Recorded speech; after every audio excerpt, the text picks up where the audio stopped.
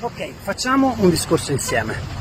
Le scelte che fai oggi determinano il tuo futuro. Ora, lo conosci il tuo futuro? Sai che cosa vuoi ottenere? Perché se non sai che cosa vuoi ottenere, corri il rischio di fare delle scelte soltanto legate a degli stimoli che magari tu non vuoi, cioè stai scappando da qualcosa che non ti piace. Quindi è importante conoscere che tipo di obiettivo stai raggiungendo, che tipo di futuro vuoi realizzare per poi fare delle scelte corrispondenti per andare in quella direzione. Ma ancora una volta, quante volte ti soffermi sul pensare, il programmare ciò che tu realmente vuoi? Questa è una piaga sociale pazzesca, perché sempre più spesso le persone non sanno che cosa realmente vogliono, ma si piegano a una serie di cliché che la televisione, la radio o tutti coloro che propinano, no, informazioni mettono lì nel mercato, e allora il gregge segue il pastore. Senti questo che marmetta rumorosa, evidentemente ha bisogno di essere sentito, no? Anche queste cose, no? Che cosa vuole raggiungere lui realmente? Far sentire che vale qualcosa anche lui, non rendendosi conto che disturba tutti. Ma torniamo al nostro discorso. Le scelte che fai influenzano il tuo futuro. Ma se tu non conosci il tuo futuro, che tipo di influenza tu puoi avere sul tuo futuro? Certo, però che è vero che il futuro è di ordine probabilistico, non si ha mai la certezza del futuro, quindi si lavora per probabilità. Bene, probabilmente tu che cosa andrai a desiderare di ottenere?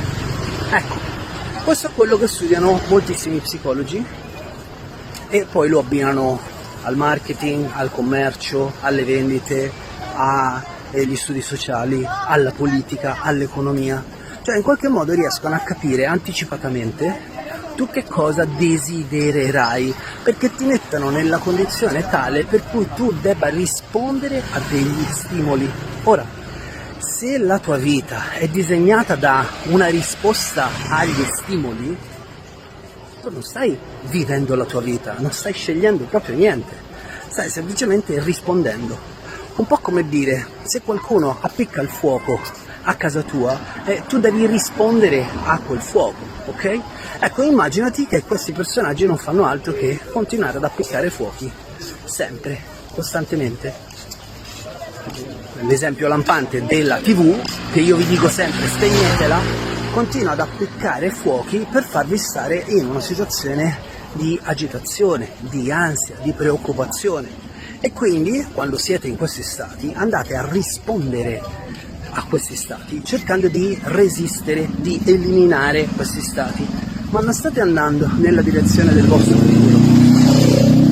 Ancora una volta, soffermarsi quotidianamente per comprendere davvero che cosa si vuole ottenere, conoscere il proprio futuro o quantomeno quello che si vorrebbe realizzare, comprendere quali sono le nostre potenzialità, le probabilità, in che cosa siamo bravi, come possiamo arrivarci, se abbiamo bisogno di qualcuno, se dobbiamo imparare qualcosa.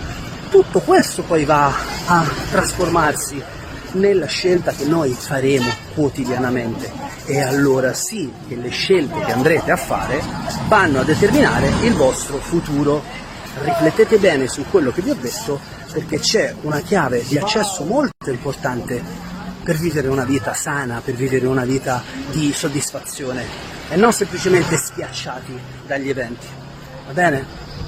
Ancora una volta da Caruso Colzi è tutto, spero che queste riflessioni vi servano.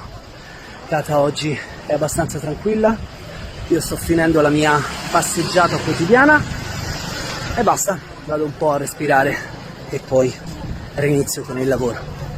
Buona serata a tutti.